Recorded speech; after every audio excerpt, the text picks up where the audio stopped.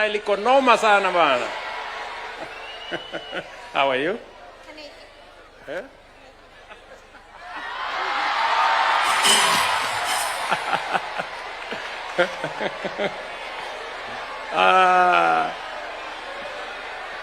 Wewe hiyo haga ina mambo, nyinyi wacheni bwana.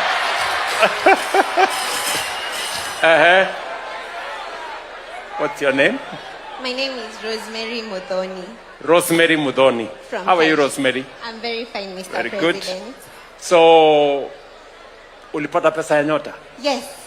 Tulikuwa Kasarani. Yes. Na tukapatiwa the 25,000. Then the 3K went to NSSF. Savings. Savings. Very good.